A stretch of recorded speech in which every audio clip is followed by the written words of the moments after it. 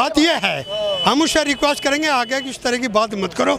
समझ में हर एक तरह के लोग हैं, हमारी एकता जिंदाबाद होनी चाहिए। और बहुजन समाज पार्टी हमारी पार्टी और कोई दूसरी पार्टी नहीं है, ना हो सकती। भाई हम तो ये कह रहे हैं जिसके साथ में 200-250 आदमी इकट्ठा हो जाता है वो कह रहे बहुत बड़ा नेता बन के बैठ जाता है। फिर कल परसों देखा था लखनऊ में आप किसी मैडम को दिखा रहे थे जी भविष्य की दलित मुख्यमंत्री हैं, तो ये मुख्यमंत्री बन जाएंगे जब तक इकट्ठे नहीं होंगे, तो इकट्ठे होंगे जब ही तो।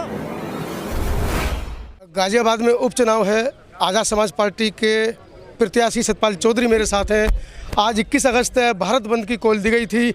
हालांकि चंद्रशेखर की चुप्पी थी इस मामले पे, लेकिन कल उन्होंने लाइव आकर ये कहा कि हमारा समर्थन भारत बंद को है। आज़ाद समाज पार्टी भीम आर्मी के तमाम गाजियाबाद के साथी सुबह से नवी मार्केट पार्क में हैं और यहाँ से जत्थे के रूप में निकलेंगे, सीधा डीएम कार्यालय पर अपना ज्ञापन देंगे।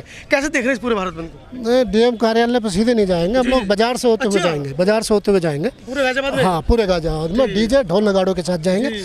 और इस सब सुप्रीम कोर्ट को, जिसमें कॉलेजियम सिस्टम है, वो सुप्रीम कोर्ट जिसमें भेदभाव है, जिसमें ओबीसी और एससी एसटी के कोई जज नहीं है, ऐसी सुप्रीम कोर्ट के इस फैसले की हम निंदा करते हैं और सरकार से मांग करते हैं कि जो वर्गीकरण का और समाज को बांटने का जो फैसला सुनाया उसको वापस लिया जाए और प्रधानमंत्री ने जो घोषणा करी है उस घोषणा पर अमल करें, क्योंकि प्रधानमंत्री झूठ बोलते हैं।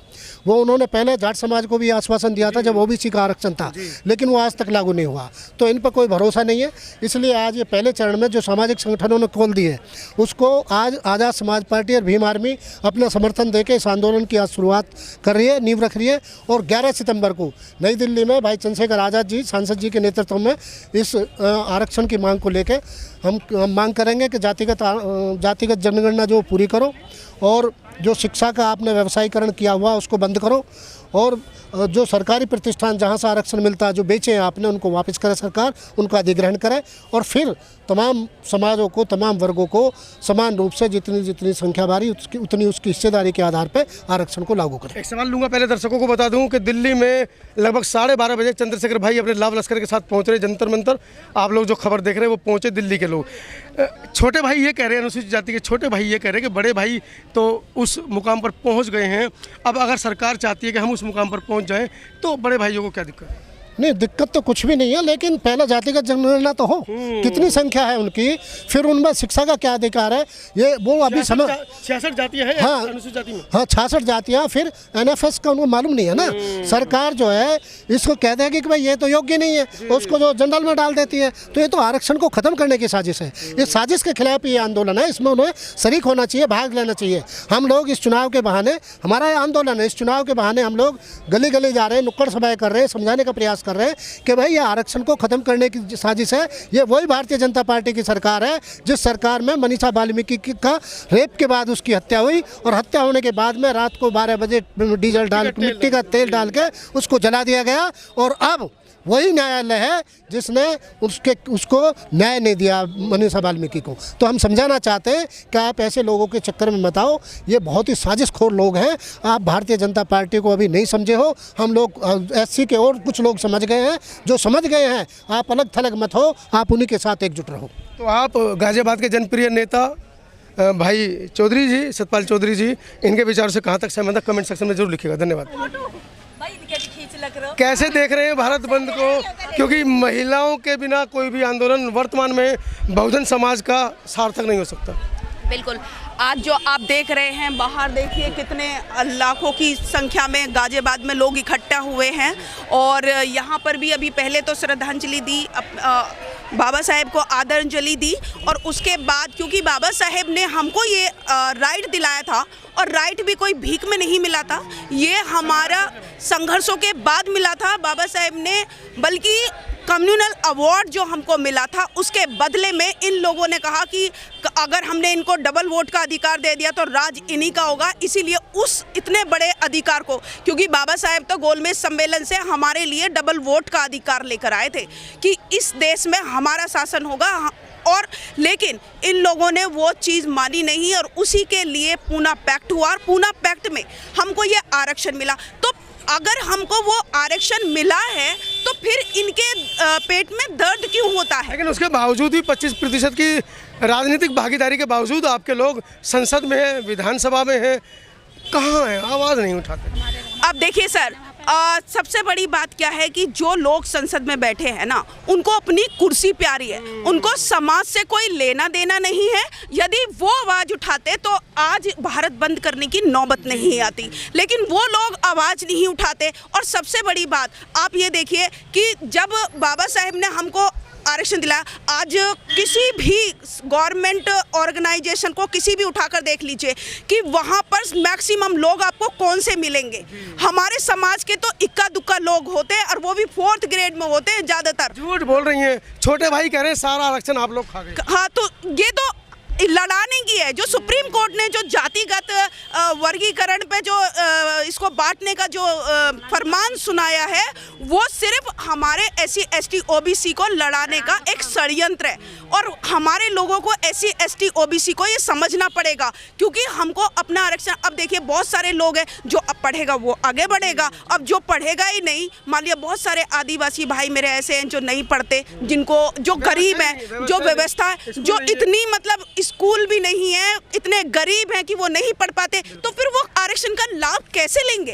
अगर वो पढ़ेंगे, पढ़ ही नहीं, जब तुमने उनके सारे अधिकार छीन लिए, उनसे शिक्षा छीन ली, तो वो कैसे? तो इनका षड्यंत्र ये है कि इनको जो है जातिगत आधार पर इनको वर्गीकरण कर देंगे, और फिर जो नहीं आएगा उस पर भी हमारे ही लोग आ जाएंगे। तो 50% जो लोग हैं, मतलब 50% लोग तो पूरे भारत पर राज कर रहे हैं, और 49% में SC ST OBC, और फिर भी इन लोगों को श्रवणों को दर्द होता है कि हम आरक्षण खा रहे हैं। तो आरक्षण हम ज़्यादा खा रहे हैं या वो ज़्यादा खा रहे हैं? वो तो 50% पे हैं, और वो कितने लोग हैं? मुश्किल से 3% लोग या 15% मान लीजिए।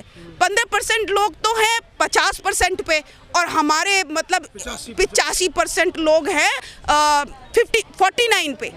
तो फिर भी इनको पेट में दर्द बहुत ज़्यादा। तो इसीलिए इसका विरोध करने के लिए, सुप्रीम कोर्ट के आदेश का विरोध करने के लिए लोग उतरे हैं। और आप देख रहे हैं कि अब महिलाएं भी चुप नहीं बैठेंगी। हमको भी अपने बच्चों की फ्यूचर से प्यार है। अगर हमारे बच्चों का फ्यूचर सिक्योर नहीं है तो हमको बाहर निकलना ही पड़ेगा।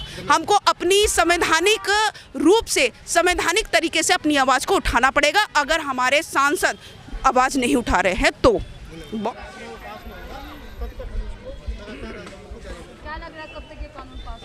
पास करने पड़ेगा, तो सरकार के हाथ में, लेकिन सरकार नहीं बदलेगी तो फिर वोट की ताकत से वोट की चोट देंगे। जब इलेक्शन हुए थे सभी बाबा साहब का झंडा उठाए फिर रहे थे, और उसके बावजूद भी जब क्या नतीजा आया, अब जब आरक्षण की ख़त्म होने की चर्चा हुई तो सारे कोई नहीं बोल रहा, सिर्फ ओनली बहन जी बहुजन समाज पार्टी की आदरणीय बहन जी कुमारी मायावती बोली। क्या बोली थी? वो ये बोली कि जब तक ये आरक्षण, अगर ये आरक्षण खत्म करेगा हम रोड पाएंगे। उसमें जो बाबा साहब के आप लोगों ने वोट नहीं दी? वोट हमने दी थी। जो गद्दार लोग हैं ना, गद्दार लोग हैं उनमें है नहीं, कुछ नहीं, सारे नहीं कहता मैं, हमारे में कुछ गद्दार लोग हैं तो वोट परेशानी, इसलिए जो गद्दार लोग हैं हमारे, उन्होंने की बात है। अब उनको मैं रिक्वेस्ट कर रहा हूँ उनसे कि दोबारा वो अपनी गलती को महसूस करें और दोबारा बहन जी बहुजन समाज पार्टी का साथ दें और अपने रियाली करें। बात तो है, सामाजिक रूप से समाज जो है संगठित हो रहा है, लेकिन राजनीतिक रूप से, मेरा कहने का मतलब ये है, बिल्कुल राजनीतिक रूप से बिल्कुल। बाकी नागपाल आज भीमसेना भी है, आज़ाद समाज पार्टी भी है, बाम साहब के लोगों ने तो खैर 30 तारीख का उनकी तो कहानी अलग चलती है। बाकी नागपाल जी हमारे भाई हैं, उसका विरोध नहीं करते। विरोध इस चीज़ का है, अरे तुम उनके बारे में अच्छा ना तो बुरा भी मत कहो। बात यह है, हम उससे रिक्वेस्ट करेंगे आगे कि इस तरह की बात मत करो। समझ में हर एक तरह के लोग हैं, हमारी एकता जिंदाबाद होनी चाहिए, और बहुजन समाज पार्टी हमारी पार्टी और कोई दूसरी पार्टी नहीं है, ना हो सकती। भाई हम तो ये कह रहे हैं जिसके साथ में 200-250 आदमी इकट्ठा हो जाता है, वो कह रहे बहुत बड़ा नेता बन के बैठ जाता है। फिर कल परसों देखा था लखनऊ में, आप किसी मैडम को दिखा रहे थे जी भविष्य की दलित मुख्यमंत्री हैं। तो ये मुख्यमंत्री बन जाएंगे जब तक इकट्ठे नहीं होंगे, तो इकट्ठे होंगे जब ही तो। हमारा तो यही कहना है। करने का बड़ा कौन है? बहन जी सबसे बड़ी है, हाँ। तो उनको करना चाहिए, तो कर रही है बहन जी, पहल कर रही है। एक बात बताऊं, ये हम सब आ रहे हैं यहाँ तो खैर भिंडी कोल चक्कर पर नहीं आए थे, बहुत भी सिर्फ बहन जी की वजह से ही इकट्ठे हुए भाई साहब। नहीं कोई रणनीति नहीं थी, कोई रणनीति नहीं थी। और बहन जी के इशारे पे यहाँ कहे बिल्कुल फिर एक हो गया, बिल्कुल पलटा। और आगे देखना इलेक्शन में पलटेगा बिल्कुल। बहुजन समाज अब जाग चुका, अपनी गलती जो महसूस है वो रियलाइज कर रहा, अब वो आगे गलती नहीं करेगा। हमारी सभी रिक्वेस्ट है कि अब गलत प्रचार ना करे, बस हम तो सादरा में हूँ और बहुजन समाज का आज भारत बंद 21 अगस्त, और मेरे पीछे देखिए तमाम वो युवा हैं। क्या सोच कर आए थे आज घर से? हमें आरक्षण मिलेगा, कुछ नहीं जाएगा। आरक्षण तो मिल रहा है, नहीं फिर भी क्या मतलब? फिर भी मतलब हमें अपना हिस्सा चाहिए, हम भी इंसान हैं। तो कौन खा रहा है हिस्सा? कौन खा रहा है? सरकार। सरकार मतलब आप किसी नहीं सुन रही है? नहीं सुन रही। चलिए ठीक है। बेटा क्या सोच कर आए थे? जरा इधर आइए, इधर आओ बेटा, इधर आओ। अरे सुनो, आप लोग नेतृत्व कर रहे हो महिला शक्ति का, बताइए कुछ हमारे दर्शकों को, क्या सोच कर घर से निकले थे? आरक्षण के लिए आए थे।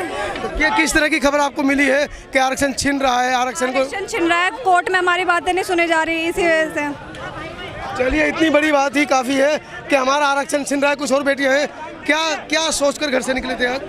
किस लिए निकले थे? कि जो आरक्षण है वो डिवाइड ना करा जाए, वो नहीं रहा। आरक्षण डिवाइड ना हो, किस तरीके से डिवाइड हो रहा है, कुछ जानकारी है? कास्ट के अंदर ही डिवाइड हो रहा है, कास्ट के अंदर ही डिवाइड हो रहा है।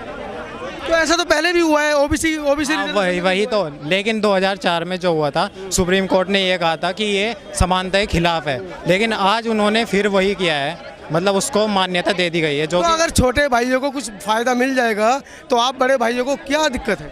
छोटे भाइयों को मिल जाएगा, वो उसके लिए भी तो मांग कर रहे हैं ना, साथ ही साथ उसके लिए भी कर रहे हैं। ऐसा नहीं है कि सिर्फ हम अपने लिए कर रहे हैं, हम सबके साथ है, हम सबके लिए लड़ रहे हैं। शिक्षा के दरवाजे सभी के लिए खुले चाहिए। हाँ बिल्कुल।